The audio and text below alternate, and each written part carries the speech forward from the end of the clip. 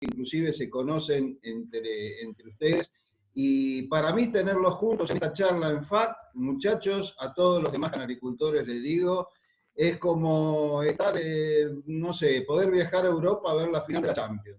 Aprovechenlo, esto no sucede todos los días, así que espero que les guste, que lo disfruten y que aprendamos. Así que vuelvo a reiterar, les agradezco mucho, Oscar, a Javier, Roxana, muchísimas gracias, y esto nos muestra que nuevamente FAC está en movimiento. Bueno, Cristian, dale nomás. Bueno, tiene la palabra el doctor García Trevín, colega del Colegio de Jueces de FAC. Oscar, te volviste a silenciar el audio. Habilitate el audio.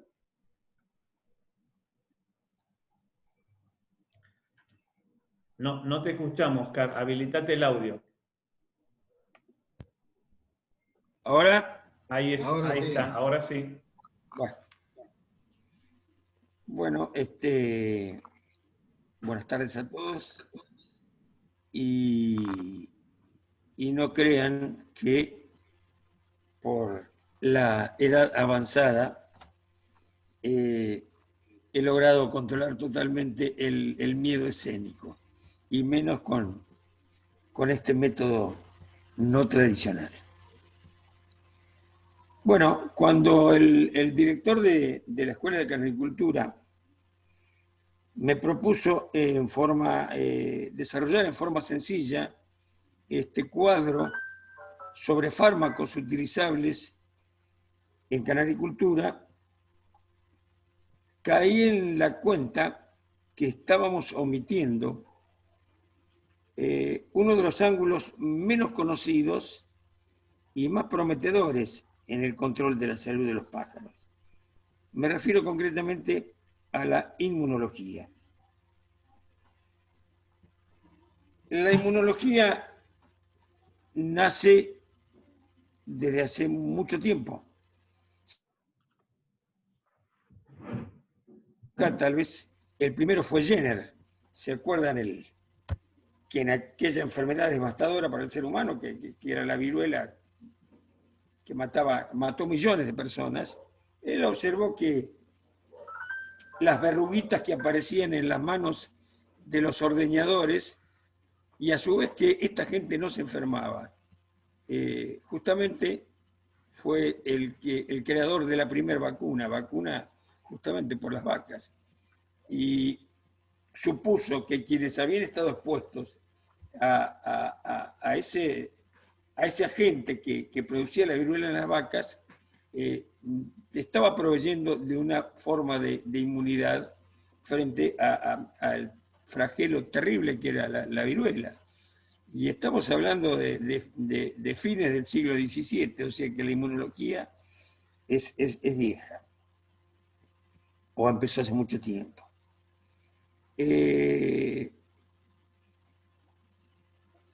Es más, y voy a tratar de acortar un poco esto, es más, el doctor Ehrlich en 1906 ya dijo que aquella gente que tenía su sistema inmune intacto o en mejores condiciones estaba mucho más capacitado para destruir las células cancerosas que aparecían en el organismo, justamente por no ser reconocidas como parte del mismo.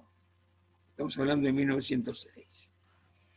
Pero aparte de estos bocadillos históricos, el tema es que el desarrollo de la inmunología ha sido acelerado en los últimos 2 décadas del siglo XX, y directamente ha sido exponencial en estos 20 años que llevamos en el siglo XXI. O sea, no es un capítulo más, es algo que nos va develando un capítulo de la salud, de una perfección y de una complejidad que merece toda la atención. Por esta razón, entendí que no podía estar ausente alguien con la honradez intelectual y con el conocimiento técnico-científico que tiene sobre las bases de este tema de la inmunidad, que además es creativa, porque ha concretado, ha desarrollado con tecnología argentina productos aplicables a la canaриcultura para modular, proteger y estimular el sistema inmune. Me refiero a la doctora Roxana Matielo, a la cual le agradezco muchísimo que nos acompañe en esta reunión.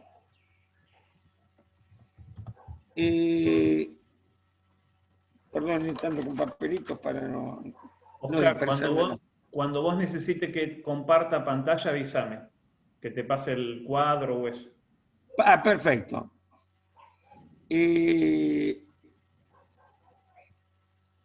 Sí. Vamos a comenzar, vamos a utilizar la definición, acceder a la definición de salud que tenías. Sí. Ya, ahí estamos compartiendo.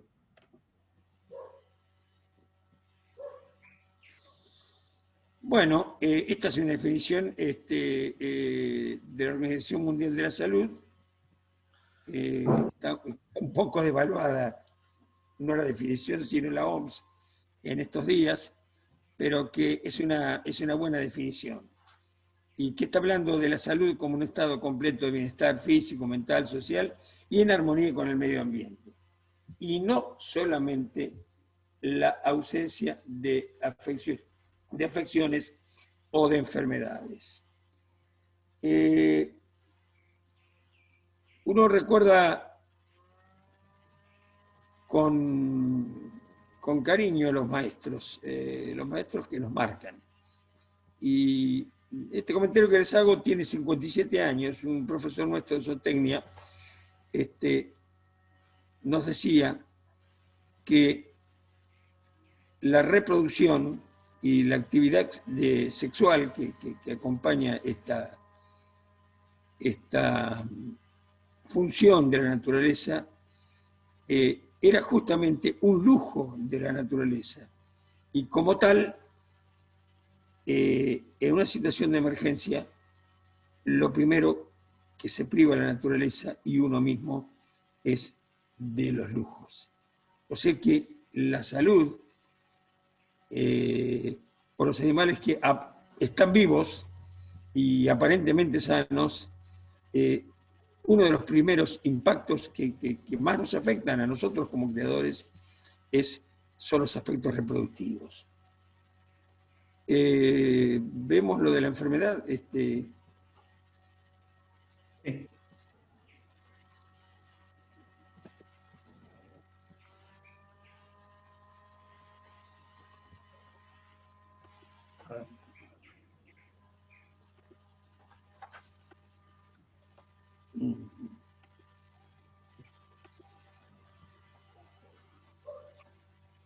Ahí se ve.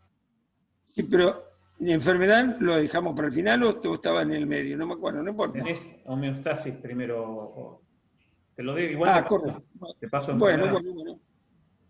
Bueno, la homeostasis está íntimamente vinculada a lo que tiene que ver con la salud, porque es un conjunto de fenómenos de autorregulación que intenta mantener equilibradas las composiciones y las propiedades del organismo, como dice aquí esta definición. Es la capacidad de mantener el medio interno en constante respuesta a los cambios ambientales y muy en particular a las agresiones del medio ambiente.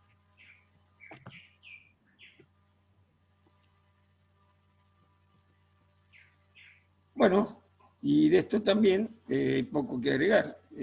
Concepto de enfermedad, bueno, sí, la alteración de la salud, que viene del latín enfermitas. Ahora deberíamos decir enfermitos y enfermites. Pero bueno, falta de firmeza, ese era el concepto original y bueno, tiene una vinculación con el sentido de la enfermedad. Bueno, nada más, ahora voy a sacar mi... Tenemos, Cierto, vamos a hablar de estrés. Eh,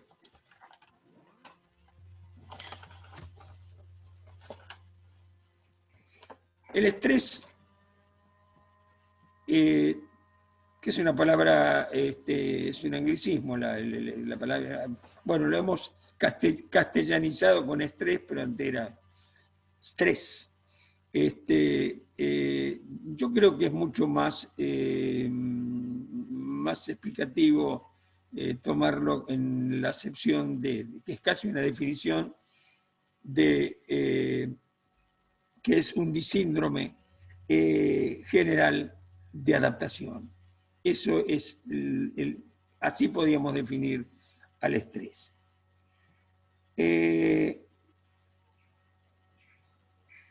Hace unos cuantos años,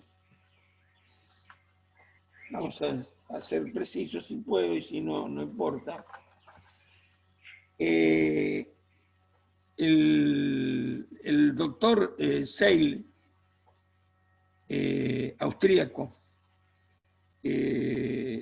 hijo de médicos, y después transformándose en un fisiólogo notable, fue el que describió por primera vez con gran precisión los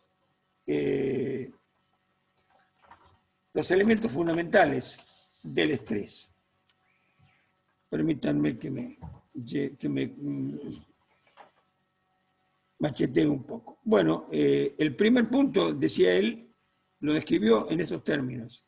Alarma de reacción cuando el cuerpo detecta el estímulo externo. El segundo, la adaptación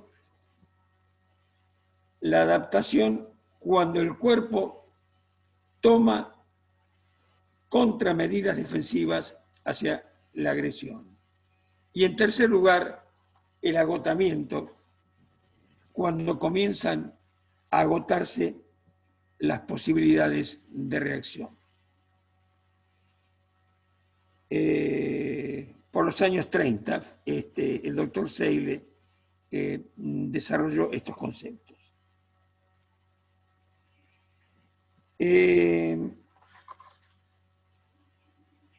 Cuando esto ocurre, en primer lugar, debiéramos no contemplar el estrés como una patología. En realidad es una defensa de la naturaleza que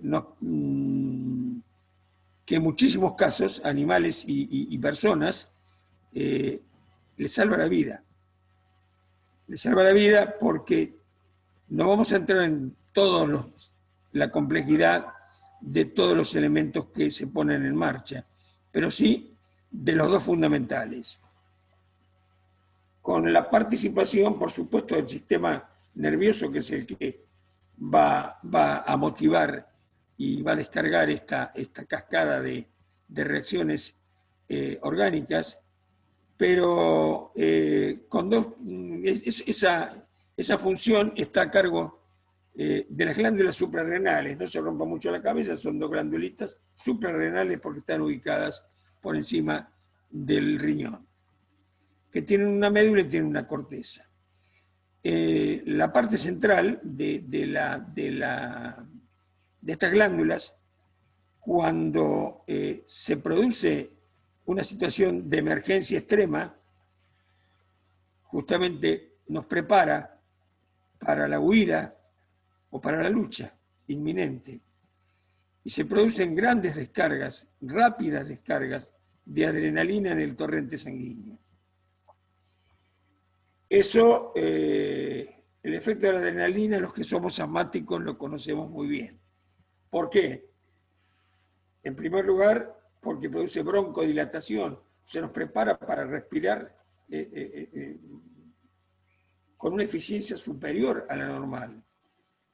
Aumenta la presión sanguínea porque hay vasoconstricción, lo cual a la gente proclive a a los problemas cardiovasculares, por supuesto que lo puede matar, porque si es un hipertenso, lo único que le falta es vasoconstricción y además aumenta el gasto cardíaco, o sea, el corazón empieza a bombear mucho más rápidamente que en circunstancias normales. Una vez más, imaginen cualquier escena en la cual tenemos que optar por salir corriendo o por trabarnos en lucha con quien sea, animales, elementos o personas. De manera que ese es uno de los elementos que se ponen en marcha del estrés para esa contingencia. Pero muy cercano de este hecho se produce, entra en juego la corteza de las glándulas suprarrenales y se liberan grandes cantidades de cortisona. Esto es también para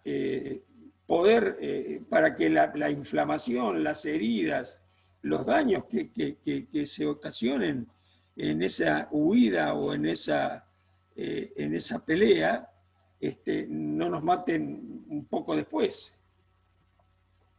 Ahora, muy bien, los corticoides, quien los ha usado por distintos motivos, tienen efectos extraordinarios, nos curan hasta la caspa. Quien tiene un ataque agudo de asma o es sensible a la picadura de insectos, puede hacer un cuadro tan grave que si no se le inyecta algún corticoide por vía endovenosa, puede decidir entre la vida y la muerte. Pero tiene muchos otros efectos y por lo tanto, cuando se prolonga el estrés en el tiempo, el estrés se transforma en sí mismo en una enfermedad. Entre otras cosas, porque los corticoides en particular son inmunosupresores y no hay presa más fácil para cualquier patología que estar inmunosuprimido. En un momento vamos a pasar una rápida revista a algunos de los factores estresantes más comunes que afectan a nuestros pájaros. Y luego, bueno, no, sí, te adelantaste un poquito. Bueno, lo saco, Oscar, no hay problema. Un segundo. Bueno. Ya. Me está faltando una hoja, pero vamos a improvisar. Son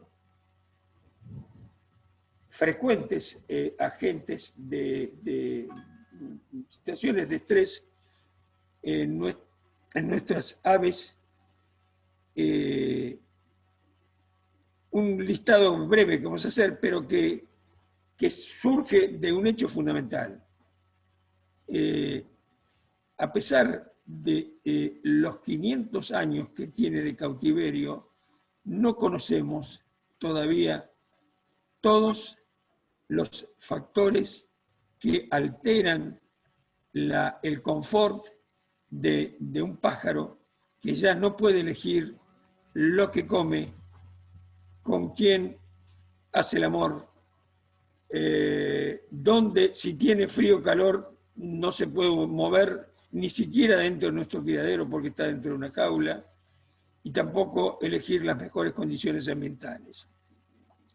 Entonces, son factores de estrés las temperaturas extremas, la humedad, las humedades extremas.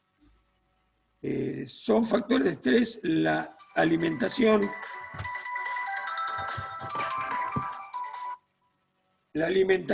inadecuada.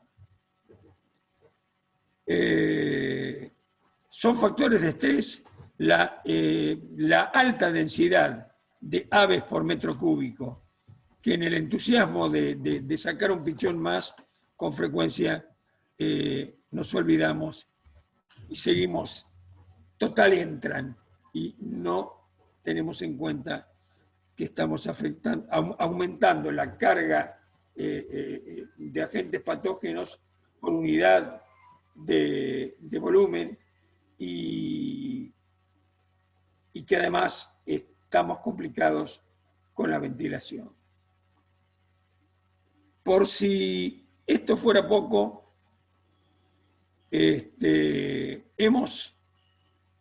la canaricultura misma nos ha llevado, los programas nuestros de selección ha ido reteniendo a lo largo de los años caracteres que la naturaleza hubiera desechado de inmediato por inviables. No les hubiera permitido sobrevivir a esos pájaros. No es una crítica, sino por lo menos que tomemos conciencia y lo tengamos en cuenta. Los pájaros con ojos rojos, o los conejos si no quieren, o las ratas si no quieren fijar los ojos en el canario, pero no es lo mismo, no tienen las mismas posibilidades de sobrevivencia y la habilidad de crianza de sus pichones y de reproducción un feo hino o un satiné. Hay gente que compensa con gran habilidad de criador esta falencia que es de la naturaleza, a pesar de que a nosotros nos parece un pájaro bello, y lo es, pero no es gratuito. Ni que hablar de forma y postura. Si nosotros viéramos una persona cruzando la calle con una cifosis extrema, no hablemos ya ni siquiera de la de 1 o de la de 7, que tiene un mozu belga y todos sus derivados gibosos, diríamos, pobre hombre, cómo vive, cómo se las arregla hasta para cruzar la calle.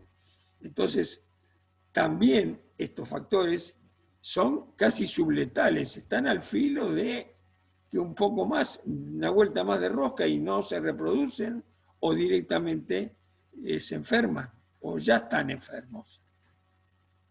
Son monstruitos que hemos ido creando. Esos también son factores de estrés que los acompañan de por vida, o los hace minusválidos en muchos aspectos. Y finalmente, con respecto a las técnicas de selección, bueno, estamos permanentemente alertas porque nos interesa, porque nos gusta, porque queremos pasar a la gloria, descubriendo y fijando nuevas mutaciones. No sé, el negro sepelio o el marrón rocalloso, en fin, aparece la mutación, y como hay que presentar por lo menos 5 ejemplares para ser reconocido el color, y como cuando estas mutaciones cuando aparecen generalmente son recesivas, entonces lo cruzamos a la madre con el hijo, con el hermano, con la sobrina y con la prima. Y luego con un pequeño puñado de pájaros estamos trabajando con consanguinidades extremas, que tampoco tienen nada de malo en sí mismas, pero que traen otras consecuencias que no son, o son mucho peores que las que pensábamos cuando decíamos que la consanguinidad, el problema que tenía era poner en evidencia aquellos genes recesivos indeseables. No, hoy sabemos que gran parte de la adecuación al medio ambiente, a esa homeostasis tan deseada para el estado de salud, depende de un universo de genes que no sabemos cuántos son, pero sí sabemos que son muchos, de los cuales lo importante es que una gran cantidad de ellos estén en estado de heterocigosis. O sea, hay 2 alelos, uno de una clase y otro del otro. y que parte de la explicación de esta ventaja de los heterocigotas o de tener un elevado porcentaje de heterocigotas, también está participando en la adecuación del sistema inmune a los desafíos del medio ambiente. Por eso,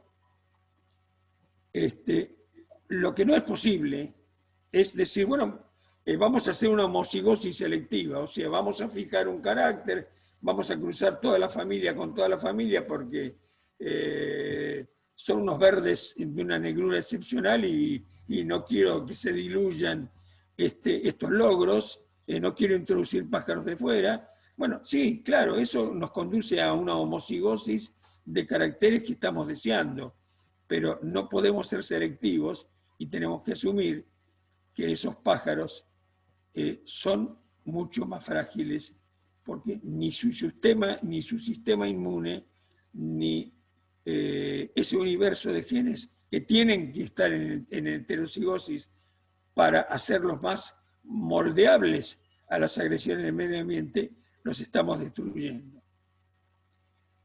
El conocimiento de estos fenómenos o de esta situación biológica ha sido lo que ha justificado lo que hoy ya nos hemos acostumbrado a consumir y a conocer, que fue desde principios de siglo los primeros maíces híbridos, luego gallinas híbridas, que partían de líneas consanguíneas, pero el producto final, ¿por qué se cruzaban 1, 2 o 3 linajes? Justamente para recomponer ese sistema, de ese universo de genes que deben estar en alta proporción en estado de heterocigosis. Se dan cuenta que son una lista pequeña, pero nuestros pájaros no están en libertad. Nuestros pájaros no se cruzan normalmente, hay una población lo suficientemente dispersa para que la consanguinidad no sea un problema. Si tienen frío, van a buscar el mejor lugar del bosque para abrigarse. Si tiene calor, no se van a cocinar, van a buscar la sombra y jamás van a tener problemas de superpoblación. Esto no es para retar a nadie, simplemente es para que tengamos en cuenta que le hemos cambiado muchísimas cosas a este pájaro y encima no lo dejamos elegir. Hay que estar muy atento entonces a lograr el mayor confort posible de estos pájaros. Vamos a hacer una vista rápida de lo que dio lugar a Sergio a que me convocara para esta charla, que es este cuadro, que no es completo, es un pequeño vademecum que más que nada tiene la intención de entrenarnos para otro tipo de razonamiento. Ya la avicultura está la canaricultura está en otra instancia. No puede ser que vivamos usando líquidos, polvos y otros elementos, una cucharada por acá, mezclado, vos cuánto le pones en el pastón y yo cuántas veces le das. Y señores, el sistema métrico decimal tiene mucho tiempo.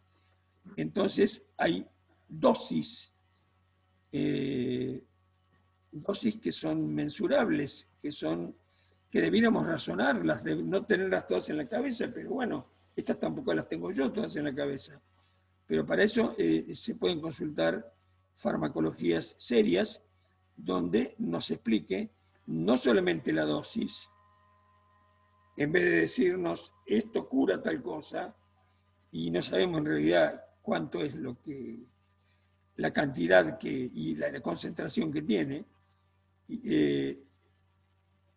y referir esas dosis al tamaño de este pájaro, de estos pajaritos, entre 25 y 30 gramos, más o menos ese es el peso. Y sobre eso ha sido elaborada esta tabla en la cual, bueno, hubo que estudiar un poco para no decir cualquier cosa y algunas cosas son proyecciones de datos extraídos de la avicultura. Pero no porque esto sea la ley, sino simplemente para que haya una guía de los elementos, de los fármacos más comúnmente usables y para poder, sobre todo, entrenarnos para razonar. ¿Razonar qué? ¿Solamente las dosis? No. Si solucionamos las dosis, por supuesto, nos va a permitir decir, señor, usted me vende amoxicilina, ¿cómo me la está vendiendo? ¿Al 20%, al 50% o es droga pura? No es lo mismo. Para eso están las dosis en miligramos por kilo o por litro de agua o por kilo de pastón. Pero también debiéramos saber algo sobre, sin ser farmacólogos, debiéramos conocer algo sobre las características de estos productos. No es lo mismo, ahí había una pregunta que me preguntaban sobre sal, ¿por qué tal sal y por qué no otra? Yo no entiendo mucho de eso. Bueno, no importa, pero van y lo piden. ¿Cuáles son los fundamentos? Es que no es lo mismo cualquier tetraciclina que son normalmente insolubles y que si las ponemos, las echamos en el agua de bebida pensando que está bien, porque la indicación es correcta. Sí, es correcta, pero al ser insolubles, ciertas sales o ciertas presentaciones se van al fondo del bebedero y el pájaro no lo toma. Entonces existen presentaciones determinadas que sí son solubles. Y en otro caso, si no son solubles, tienen un tratamiento para ser hidrodispersibles. Quiere decir que se mantienen, por lo menos en alguna manera sencilla de decirlo, en suspensión. Entonces, estas características mínimas debemos conocerlas. Debemos saber también si son tóxicas, hasta dónde podemos jugar con esos sin que sea peor el remedio que la enfermedad. Debemos saber si el pájaro las va a aceptar. Un ejemplo es la tirosina, un antibiótico excelente, sobre todo para tratar la micoplasmosis y eventualmente otras bacterias como los clostridium. Pero, ¿qué dosis? Porque muchos productos dicen tirosina y no hay duda de que yo no tengo por qué poner en duda de que tengan tirosina. Pero las dosis terapéuticas, o sea, las dosis que dan resultado de la tirosina, son tan amargas que hay pájaros que prefieren morirse de sed y no tomarla. Por eso, seguramente, la forma más adecuada sea utilizarla en forma individual y a través de un gotero, que pobre pájaro no le queda otra cosa que tragárselo. Pero entonces no es cuestión de poner la dosis que corresponde y decir ya está. Si el pájaro no lo toma, si el pájaro no lo come, el tratamiento no sirve. Y cuando lo toman con facilidad, lo beben con facilidad y no está aclarada la concentración que tiene el producto, por lo menos deberíamos sospechar de que están en dosis muy bajas, no digo homeopáticas, pero sí lo suficientemente bajas para que el pájaro las acepte. Este es solo un ejemplo y nada más. Si quieren, arrancamos del principio y hacemos un comentario Oscar, rápido. Y anoten lo que quieran luego si quieren hacer alguna pregunta en particular. Te escucho, Cristian. sí, Oscar, estamos con el tiempo, son 18:43, como para que no te extiendas y le quede el tiempo Está bien, a Roxana. está bien, está bien, está bien. Que tendré 10 minutos más. Sí, sí. Bueno. Las tetraciclinas tienen una serie bueno, es un grupo que tiene, están relacionadas químicamente. Yo creo que la más flojita, sin entrar en detalles de las tres, es justamente la tetraciclina. Son más eficientes las otras dos, la oxi y la clor, y están, a pesar de ser uno de los, son los terceros antibióticos que se desarrollaron, si es que tomamos como punto de partida la penicilina, son resistentes en gran parte de los agentes que hoy agreden a pájaros y personas.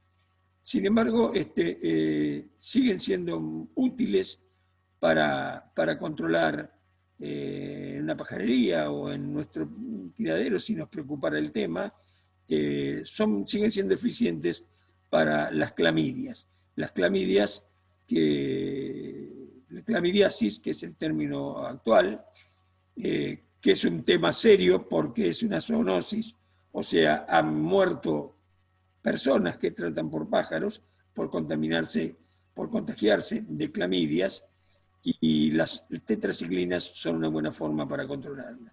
Les recuerdo que la clamidiasis es la ornitosis o citacosis. La doxiciclina es una variedad dentro del grupo. Los betalactámicos son el padre de toda la madre de todos ellos, es la penicilina, y son antibióticos que se han ido perfeccionando en su molécula para ser más eficientes. La amoxicilina no es tan moderna, la cefalexina un poco más, y solamente son algunas. Una vez más, porque allá tenía algunas preguntas que me habían adelantado, usar la amoxicilina, las dosis terapéuticas se pueden usar con droga pura en la forma de trihidrato. Y la cefalexina, para que sea soluble, deberíamos utilizar sales sódicas. No se compliquen con eso, pero si van a usar una cefalexina, en vez de revolearla de cualquier manera, bueno, a quien se la vende, pregunten, esta es la presentación, esta es la sal sódica. Bueno, vamos a seguir. El ácido clavulánico. El ácido clavulánico también había alguna pregunta sobre esto. ¿Y cuál es la condición que tiene? Bueno, la condición del ácido clavulánico es que, una manera sencilla de decirlo, potencia a las penicilinas, sobre todo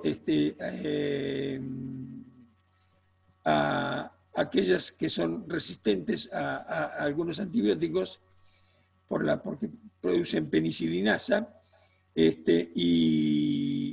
y aumenta el espectro de acción de las penicilinas como los betalactámicos, que este grupo que ya dije, amoxicilina y cefalexina. Si le agregamos el ácido clavulánico, sobre todo la amoxicilina, que se utiliza con frecuencia, las cosas van a andar mejor. Y los betalactámicos son útiles para las estafilococcias que molestan bastante. Bueno, no tenemos tiempo de detenernos en todos. De última, si alguno tiene algún interés particular en alguno de este cuadro, lo discutimos o lo conversamos. Oscar. Pero sí. Una cosita, porque seguramente de todo esto es una cosa que a todos nos ha sucedido, nos sucede, y es la pregunta que da vuelta, y sé que vos tenés una condición particular sobre el tema. rápidamente el tema del famoso punto negro, la neomicina, la proventriculitis? Bueno, yo lo único Sergio, que te sugiero o les pido es que tenemos muy poco tiempo, por eso la idea no era mucho de hablar de enfermedades, pues, primero porque no tenemos tiempo, y en segundo lugar porque, por la amplitud de este capítulo, y en segundo lugar porque tenemos colegas dentro del grupo reconocidísimos como Rosana, como Javier, que han dado una gran cantidad de conferencias, que han escrito artículos, y otros que han escrito menos artículos, pero de gran calidad, como el de Ariel Korlowski, que yo creo que es lo mejor que he visto sobre la ex megabacteria, el Macrorhabdus, o de nuestro colega platense, el doctor Garbi, que para mí ha escrito en castellano, en el idioma castellano, siempre en nuestra revista El Canalicultor, la mejor exposición sobre coccidiosis y sobre atoxoplasmosis, que es la que, por lo menos a mí, me aclaró muchísimas cosas.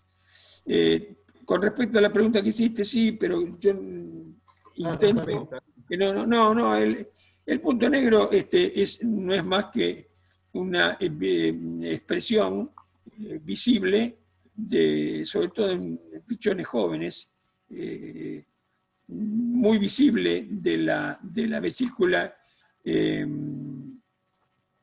que se encuentra, la vesícula biliar, se encuentra inflamada, engrosada, y que tiene una etiología muy variada.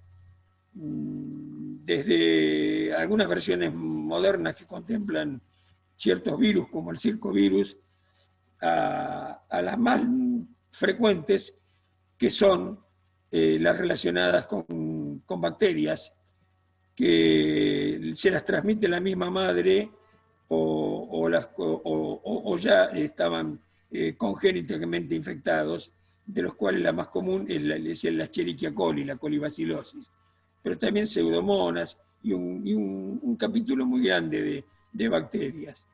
Por eso se suelen responder bien al tratamiento con antibióticos. ¿Qué antibióticos? Y bueno, habría que probar. Lo único que les puedo decir es que si aparecen estos síntomas, si no se aplica en forma urgente la medicación, son pichones muertos.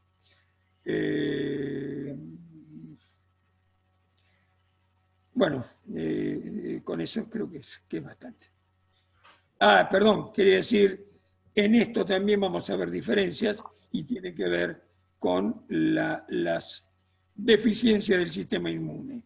Esto es más común en pájaros inmunosuprimidos. No sé dónde estábamos. Bueno.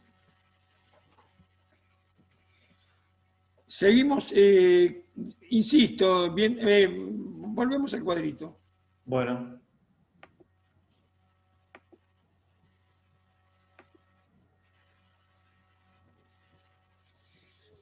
Entonces decíamos aquí, para que sirva para vertebrarse en el pensamiento de estos temas, no porque esto sea, insisto, el libro, la Biblia. No solamente se ha puesto aquí una sugerencia sobre para qué enfermedades pueden utilizarse y las dosis adecuadas, sino eventualmente su toxicidad, como el caso de las sulfas. Las sulfamidas es un grupo muy interesante, pero no se pueden dar así como así y durante todo el tiempo y en cualquier momento de la cría. También hay que saber de la solubilidad y de la absorción. La neomicina, vamos a suponer que hacemos un antibiograma de un agente causal X que se aisló de nuestros pájaros. Y la que funciona es la neomicina. Sí, la neomicina va a funcionar si actúa a nivel intestinal, porque no se absorbe, no atraviesa la pared intestinal. De manera que si son cuadros septicémicos, o sea que ya el agente causal salió del intestino, no van a servir para nada, aunque sean eficientes a nivel intestinal. Lo mismo pasa con la gentamicina, lo mismo pasa con la kanamicina, etc. Entonces, todos esos elementos son los que, en una forma general, pero en particular en este cuadrito, se han subrayado, a mi criterio, para que tengan una guía, por lo menos para averiguar o para preguntar. Seguimos con el cuadrito. Perdón, con respecto a los macrólidos, que son tan útiles para la micoplasmosis, hay productos como la tilmicosina o la tilvalocina que se pueden utilizar en dosis mucho más bajas, que los pájaros las aceptan y que el resultado es equivalente al de una dosis terapéutica, aunque sea intragable, de tilosina. ¿Seguimos? ¿No hay más nada? Sí, a ver, estás ahí, fenicoles. Sí. Bueno, los fenicoles son...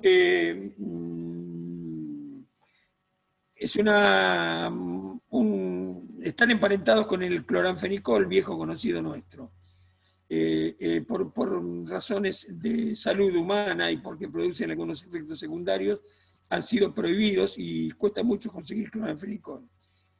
El florfenicol tiene una actividad muy similar al del cloranfenicol y tiene menos efectos secundarios.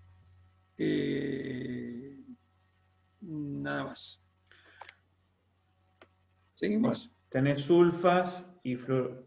Sí, yo por eso digo, ya que tenemos tan poco tiempo y ya que se está terminando, yo casi diría que el que tenga alguna inquietud en particular sobre este cuadro, que se lo lleve a su casa y lo charlamos en cualquier momento, o que lo anote preguntas puntuales sobre estos fármacos para contestarlas en el momento de las preguntas, que lo vamos a hacer al final.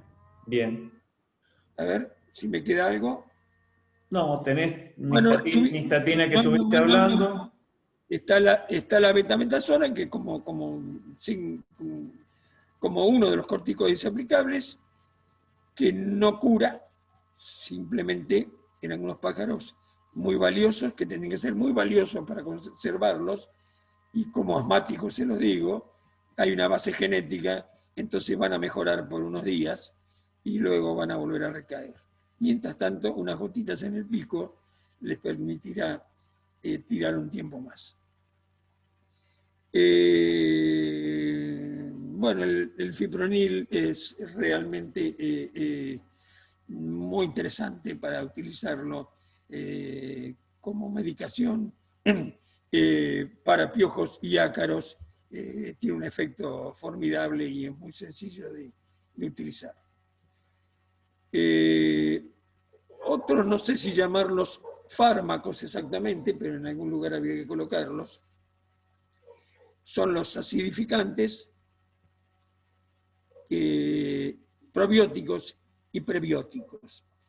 Estos son el resultado de investigaciones que se están llevando como consecuencia de tratar de evitar al máximo el uso de antibióticos, sobre todo como promotores de crecimiento, y son imposiciones que están surgiendo del primer mundo, por decirlo de alguna manera, muy en particular de la Comunidad Europea, que ya muchísimos de estos productos los tiene totalmente prohibidos y tienen cómo detectarlos si es que los animales que comen o los huevos que comen provienen de aves medicadas. Bueno, La testosterona me pareció que era un aporte no es algo para usar todos los días. Esto habría que aplicarlo con una jeringa de insulina, di una referencia de la dosis, no se usa con frecuencia en el canario, por supuesto, ya lo sabemos, pero sí es un pájaro extraordinario que nos costó $100 o más, mucho más, porque le queremos sacar un hijo más, o una temporada más de cría, o porque no reacciona lo suficiente, tiene mucho más sentido para estimular su aptitud reproductiva y su habilidad para la cópula, que pensar en la vitamina E. Con la cual hay una confusión permanente entre fertilidad y aptitud de acoplamiento. Si lo que le falta al pájaro es entusiasmo, esto puede ayudar para la cópula. Si el problema es la infertilidad, sí, estaría indicada la vitamina E, pero está sobrevaluada el uso cotidiano, porque habitualmente usando núcleos vitamínicos, refuerzo vitamínico como hacemos en el agua, vitamina E sola, como algunos además se le agregan, y brotes de distintos vegetales porque tienen vitamina E. Bueno, yo creo que corremos más riesgos de una hipervitaminosis que de una carencia. Y la vitamina E definitivamente puede mejorar la fertilidad si es que estuviera ausente, y la incuabilidad, pero no va a alzar, como dicen a los machos, usando una palabra común, ni los va a adelantar, ni cosa que se parezca. Bueno, esto creo que está terminado de mi parte. Simplemente decirles que cuando llegamos a esta instancia, cuando nos encontramos con este cuadrito que hemos pasado tan rápidamente porque no hay tiempo, no debieran sentirse tan felices, porque este arsenal, que es más propio de la OTAN que de pensar en un futuro pacífico y equilibrado, no es más que la medida de nuestro fracaso para haber podido mantener nuestros pájaros sanos sin medicarlos, o medicarlos lo menos posible. Bueno, el tiempo nos condena, y nos condiciona. Gracias por todo, ojalá que esto sirva para algo, y le doy la palabra a Rosana. Rosana, por favor. Roxana, ya tenés habilitado para cuando vos quieras compartir pantalla. Bueno, vamos a intentar. Bueno, muy bien. Adelante nomás.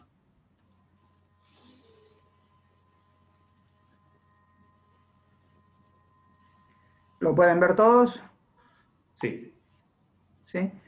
Bueno, un poco la propuesta que me asignaron es hablar un poquito sobre la aproximación o la introducción a la inmunología aviar y la de producción de proteínas recombinantes, quizás un tema un poco elevado para algunos, quizás, ¿no? Entonces voy a tratar de hacerlo en la medida lo más simple que pueda, y si no se entiende, bueno, algo va a quedar, y por lo menos para que vean la complejidad del tema. Y un poco también con la producción de proteínas recombinantes, para explicar un poquito qué es lo que estamos haciendo a nivel de investigación acá en Argentina para producir productos biotecnológicos para la canaricultura, ¿sí? Que la verdad somos uno de los pocos países, o creo que el único país que los tiene. Entonces un poquito lo que hablaba con Oscar, ¿no? O sea que para que el canario esté en equilibrio en su medio ambiente y con sus patógenos, tiene que haber un montón de condiciones, ¿no? O sea, va a competir con la patogenicidad, virulencia, el número de patógenos y tipo de patógenos, y lo va a hacer con sus condiciones físicas, que eso se lo va a dar el manejo, el alojamiento, la alimentación del canaricultor, y también con sus defensas, tanto específicas como no específicas, que es un poco el tema que vamos a ver hoy. O sea, ¿qué son estas defensas específicas y no específicas que pertenecen al sistema inmunológico, tanto del ave como el de cualquier persona, incluso cualquier mamífero, incluso nosotros? Entonces, hablando un poquito de qué es el concepto de inmunidad, o sea, inmunidad viene de la palabra inmunitas, que es exento. Entonces, quiere decir que exento de enfermedades. Y en este sistema, que es bastante complejo, intervienen células y moléculas, ¿sí? Que nos protegen frente a enfermedades de tipo infeccioso. Entonces, tenemos un sistema inmune dado por células y moléculas, que forman parte de o sea, está involucrado en un montón de órganos que después vamos a ver, que responde con una respuesta inmune, ¿sí? De distinto tipo, puede ser humoral, produciendo anticuerpos, o de tipo celular, donde las propias células atacan a las células infectadas. Entonces, bueno, tenemos acá, o sea, el sistema inmune responde frente a estímulos antigénicos mediante la respuesta inmune, que es lo que acabamos de decir. Entonces tenemos un antígeno que puede ser cualquier patógeno, ese sistema inmune lo reconoce, hay un reconocimiento del antígeno por parte del sistema inmune, el cual da una respuesta inmune para tratar de destruirlo. Entonces, para resumir un poquito esta primera parte, o sea, cuáles son las funciones del sistema inmune, es defensa frente a organismos infecciosos, sobre todo los más conocidos, bacterias, virus, protozoos, hongos, y helmintos, que son parásitos ya más grandes que los protozoos. Los protozoos serían, por ejemplo, los unicelulares como los coccidios, las tricomonas, y ya helmintos serían capilarias, ascaris, que difícilmente tengamos en los criaderos si los pájaros están en criaderos cerrados y a jaula. Estos patógenos pueden producir infecciones extracelulares, como la mayoría de las bacterias, o intracelulares, como los micoplasmas, las clamidias y los virus, ¿sí? Y todo este sistema que va a atacar a estos patógenos también tiene que tener una tolerancia inmunológica, o sea, no atacar al organismo propio, porque si no sería un desastre. O sea, es como largar un ejército y que el ejército no reconozca cuál es el extraño y cuál es el propio, ¿sí? Y también nuestro sistema inmune tiene que proteger frente al desarrollo de tumores, que son células propias que se han escapado del control propio del organismo. Entonces, bueno, veamos cómo se forma o dónde se forman las células del sistema inmunológico, incluso que las células del sistema inmunológico, muchas de ellas pertenecen al tejido sanguíneo. Todas se originan en un inicio en la médula ósea, ¿sí? Y de la médula esa se van a formar tanto los glóbulos rojos como los glóbulos blancos. Los glóbulos blancos pertenecen al sistema inmunológico. Una vez que se producen, o sea, en forma inmadura, algunos de los glóbulos blancos, los linfocitos T, van a migrar al timo, donde van a madurar. Y esos linfocitos T van a ser encargados, sobre todo, de la respuesta celular, o sea, ellos atacan a células infectadas, y también de dar otros linfocitos que son colaboradores para las respuestas inmunológicas en general, que después lo vamos a ver. De la médula ósea parten también linfocitos B, que son los que van a producir anticuerpos, a la bolsa de Fabricio, que es un órgano del sistema inmune que está en el techo de la cloaca de las aves, y que ahí van a madurar los linfocitos B.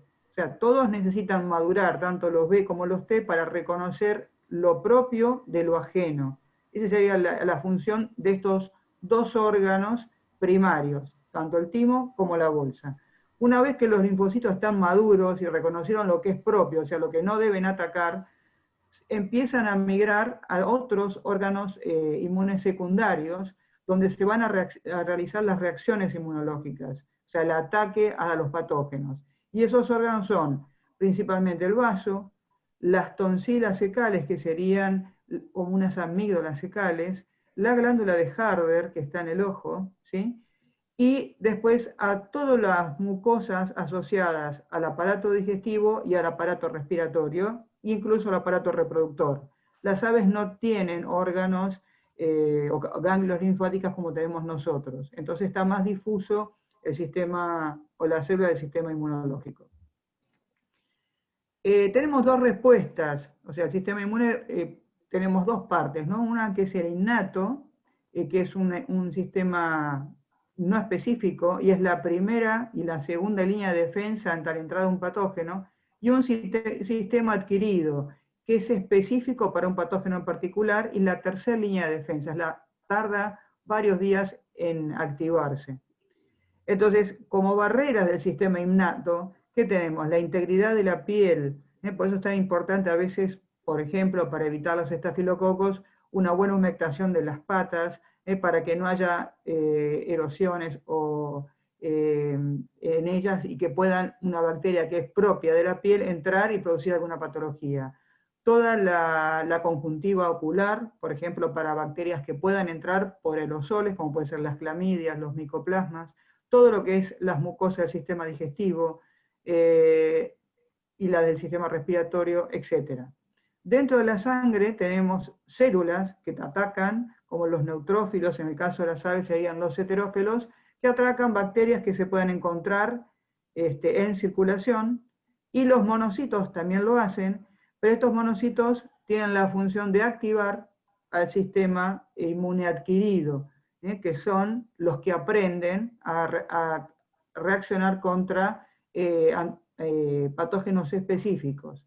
Y de ahí tenemos dos tipos, como ya dijimos, los linfocitos T, que son los que matan o actúan directamente contra células infectadas, los linfocitos B, que se diferencian produciendo anticuerpos que bloquean a los patógenos en sangre, y otras células, las células asesinas naturales o natural killer, que también en forma inespecífica matan células infectadas.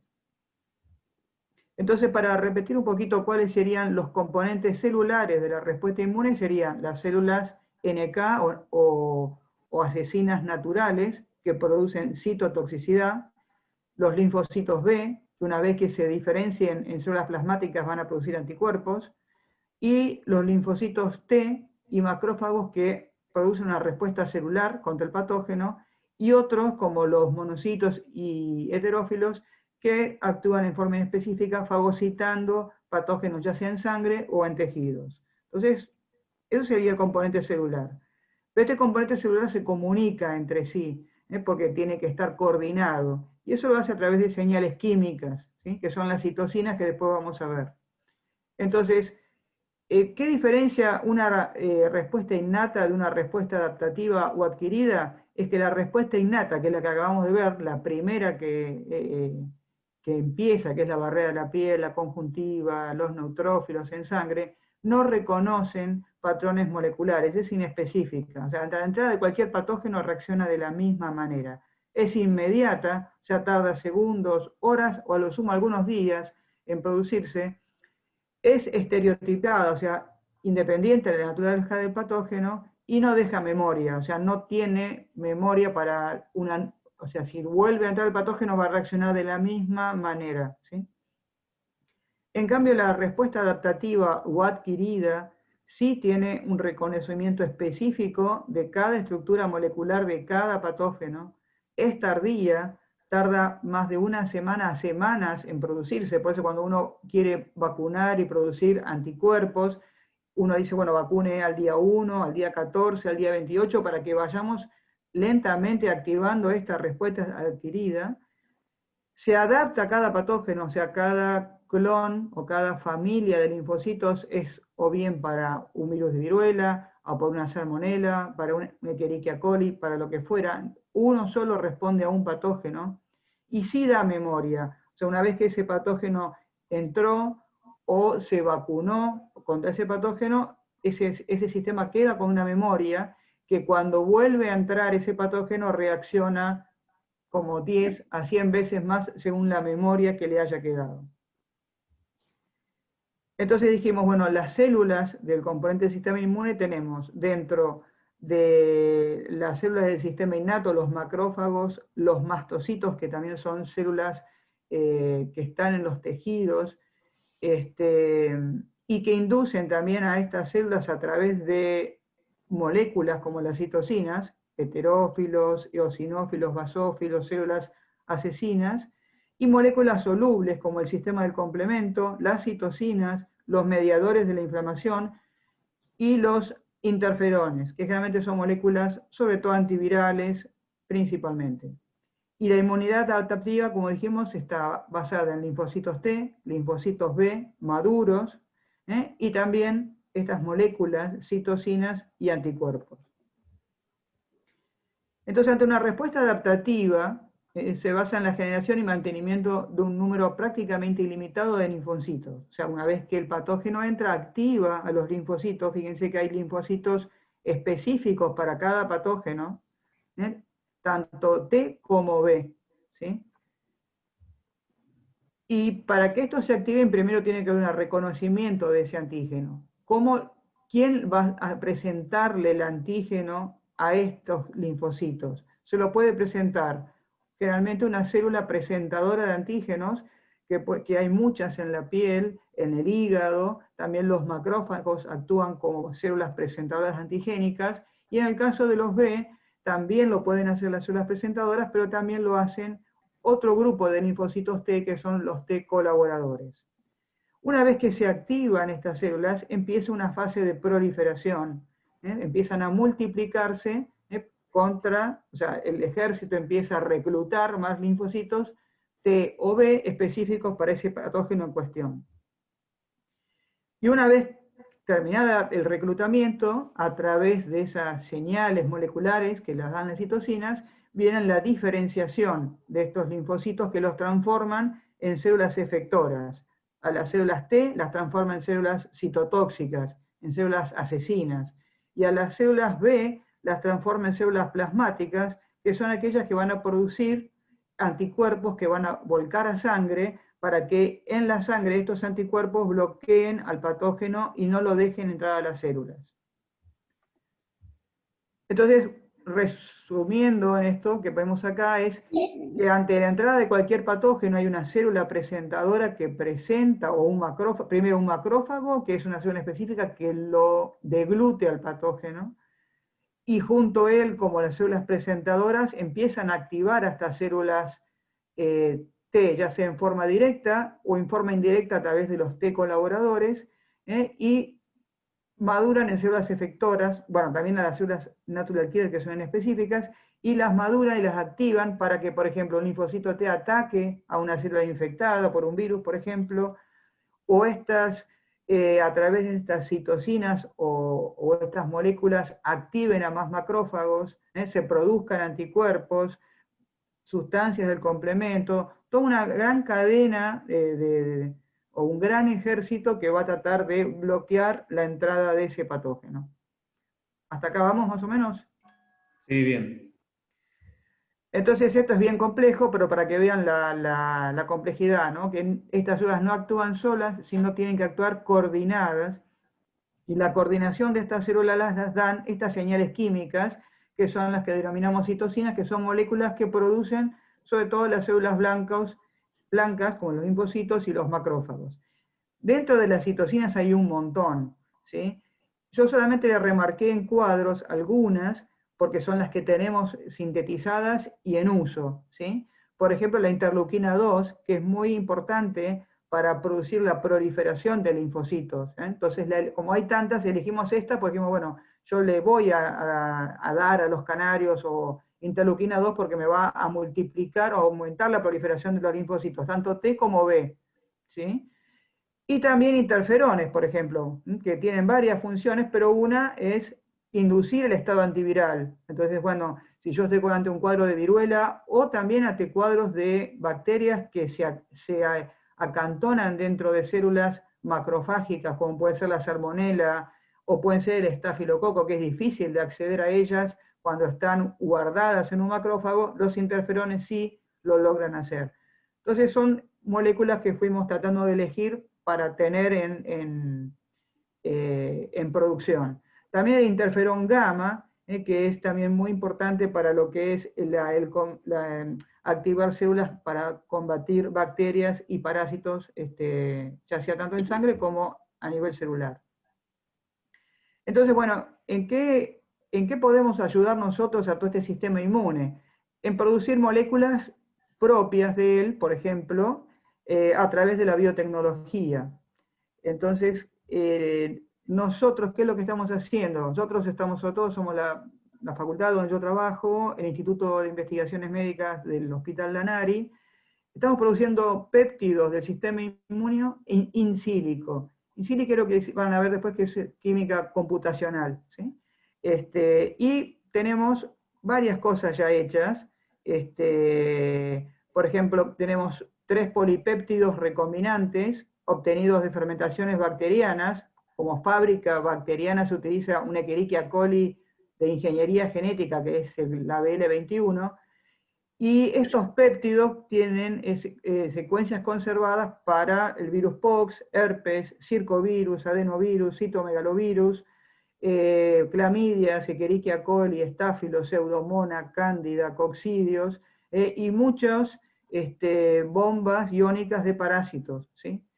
Y también en primera instancia produjimos interferones alfa, gamma, interleuquina 2, NPI, que es un neuropéptido cerebral que produce hambre, o sea, es oxígeno, porque siempre pensamos, bueno, ante una enfermedad el animal deja de comer, y no hay nada peor que un animal deje de comer si está enfermo. Entonces, tener este neuropéptido que ayude o le incentive al animal a comer, le va a ayudar a sobrellevar la enfermedad más rápida, pues si no come, no va a tomar ni comer, y entonces no va a tomar estos productos.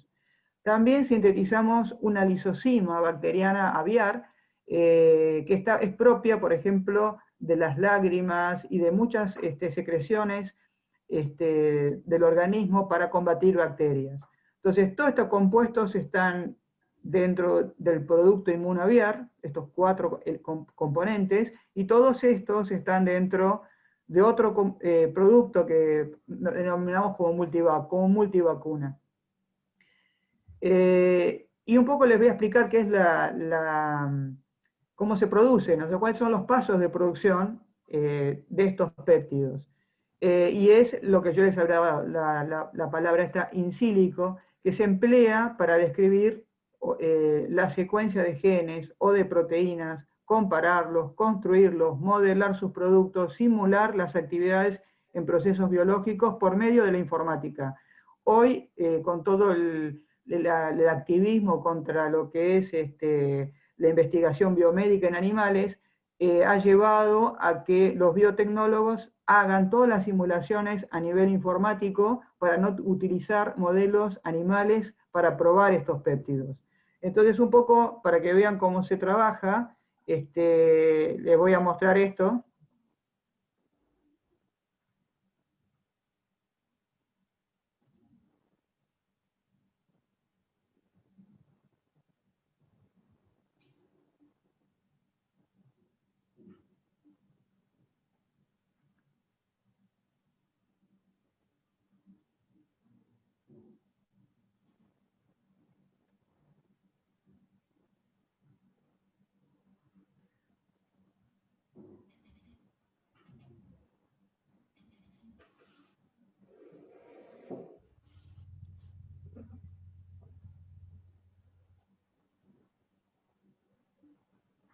Bueno, entonces este es nuestro primer paso, o sea, desarrollar, por ejemplo, quiero producir un interferón alfa de canario, uno busca en los bancos de genes a nivel internacional la secuencia, se copia la secuencia, se trabaja en computadora, se la modela, se la ve cómo funciona, y una vez que está diseñada, se manda a introducir a un vector para que después pueda ser producida por una bacteria, ¿sí?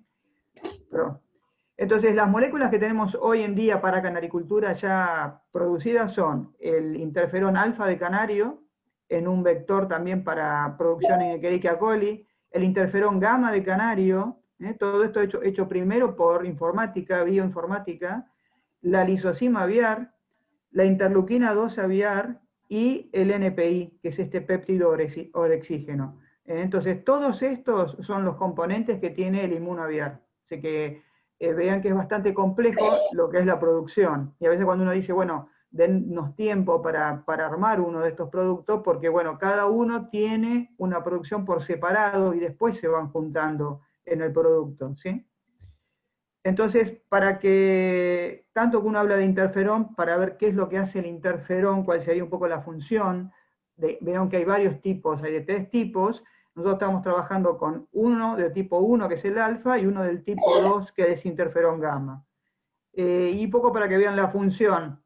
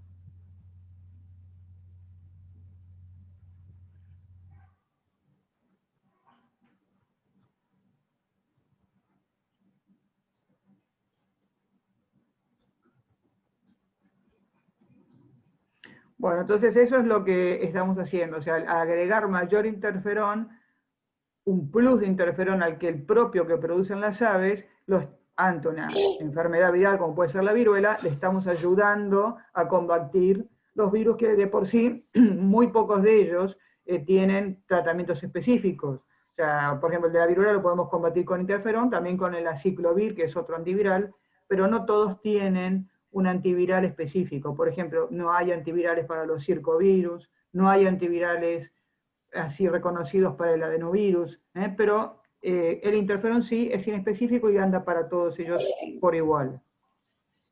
Y en cuanto a Multivac, que es lo que estuvimos desarrollando, son todas estas proteínas, secuencias proteicas.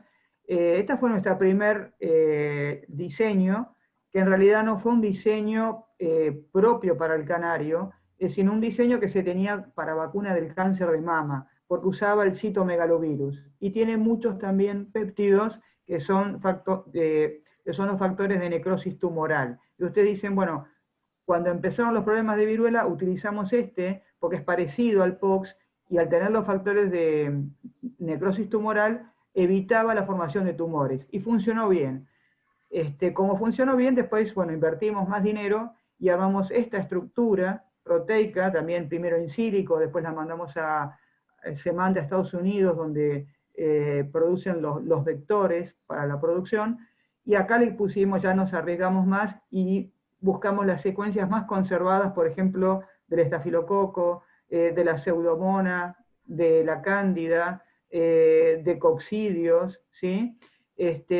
También hicimos esta, que tenía secuencias para el circovirus, los POX, para clamidia, para adeno, también para coccidios. O sea, cuanto más péptidos yo le ponga de reconocimiento a cada patógeno, más efectiva es. Lo que pasa es que son proteínas entre todos relativamente chicas, así que tenemos que elegir muy bien a través de la bioinformática cuál es la porción más conservada y que nos va a dar la actividad. Y estos antagonistas TRL5, TRL2, lo que son moléculas proinflamatorias que activan también al sistema innato para producir inflamación y atraer al sistema o a las células inflamatorias al lugar de infección. Entonces, todas estas tres moléculas están en este producto, que es la multivacuna, porque protege contra varios de estos agentes. ¿Cómo se producen? O sea, uno diseña el péptido y después tenemos que producirlo. Entonces, nosotros mandamos a producir el gen, y el gen viene en un plásmido que después es producido, introducido a bacterias. Y vamos a ver un poquito rápidamente cómo se producen, ¿no?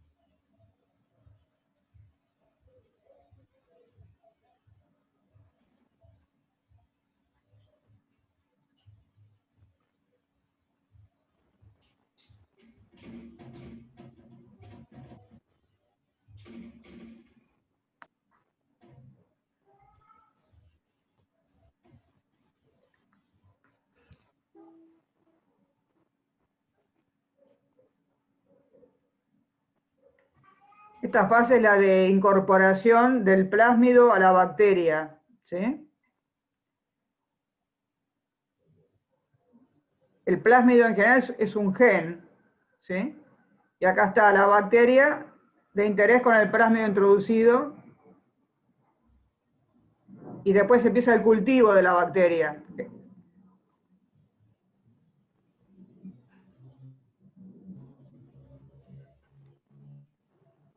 Cada uno de estos matraces tiene una proteína en cuestión, ¿eh? Así que fíjense que son muchas fermentaciones para cada proteína, ¿sí?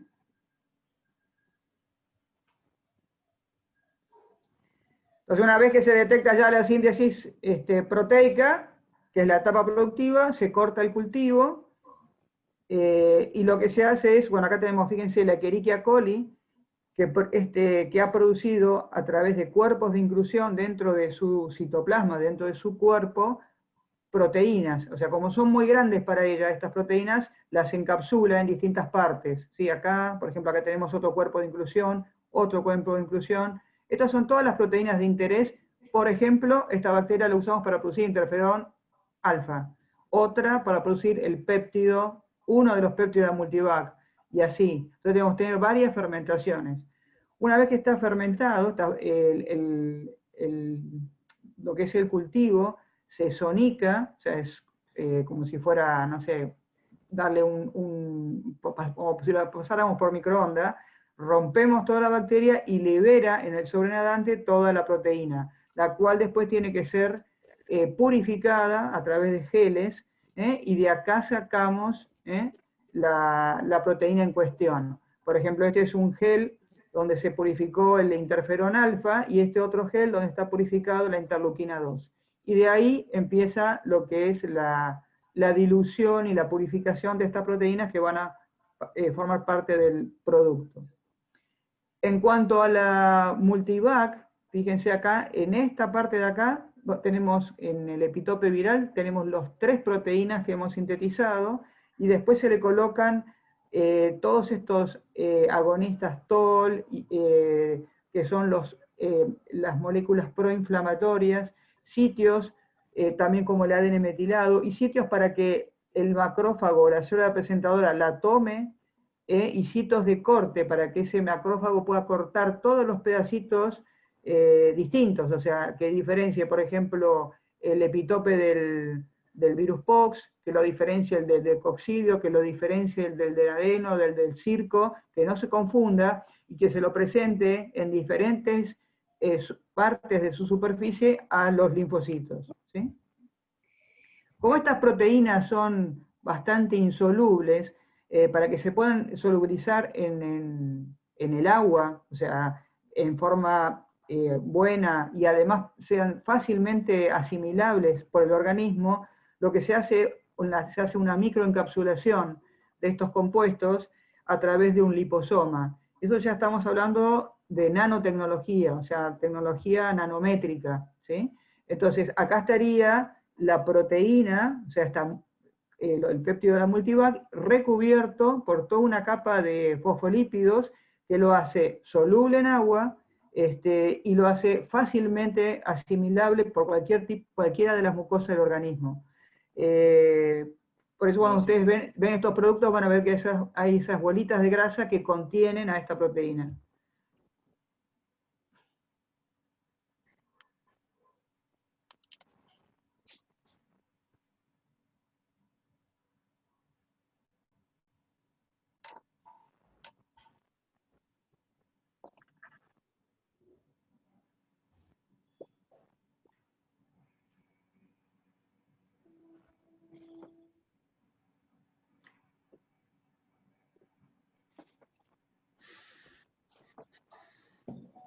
Bueno, acá en esta propaganda que tomé es para llevar nutrientes que son poco solubles, como eran, por ejemplo, acá vitaminas liposolubles, pero yo lo estoy utilizando para llevar proteínas inmunológicamente activas, ¿sí?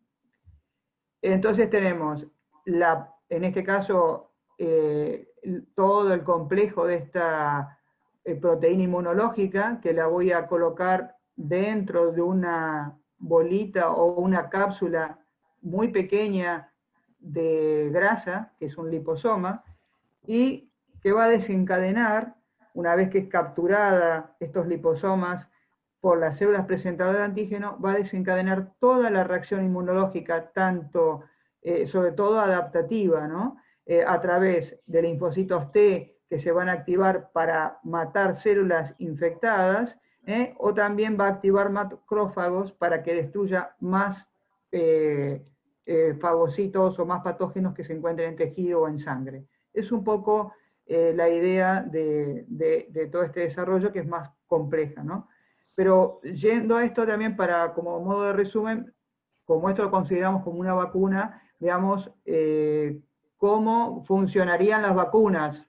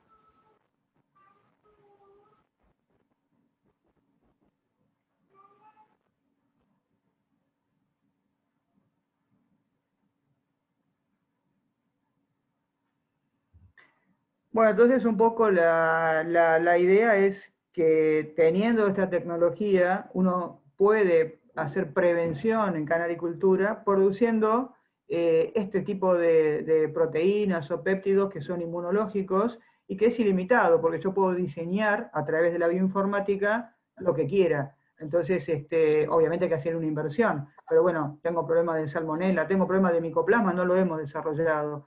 Salmonela sí, micoplasma no, habrá que desarrollarlo y bueno, se puede hacer. Entonces uno detectando cuál es el problema, podemos diseñar nuestros productos de la manera que les mostré. Y la idea, como también hablaba Oscar, siempre si uno puede prevenir, adelantarse a la enfermedad, siempre es mejor que caer con un arsenal, porque ya es tarde, o sea, no podemos actuar como bomberos apagando incendios, sino lo que hay que hacer es prevenir. Entonces un poco esa es la idea del buen manejo, la buena alimentación, las buenas prácticas en todo tipo y la prevención a través de vacunas de este tipo o de otras que haya disponibles en el mercado para la canaricultura, que son pocas, ¿sí? Entonces todos estos productos, por un lado, bueno, hablando del inmunoaviar, mejoran la conversión en los primeros días de crecimiento de los pichones y a las aves en general por este neuropéptido I que habíamos mencionado.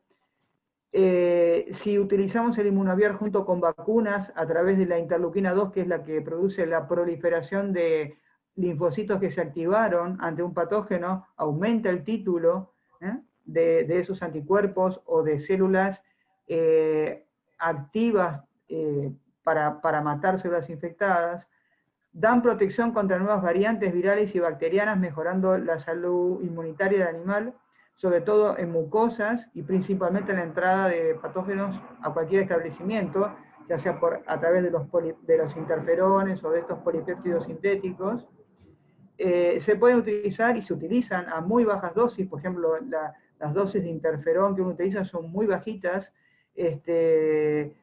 y eso en forma preventiva, y si estamos ante una enfermedad activa, podemos subir la dosis sin problema.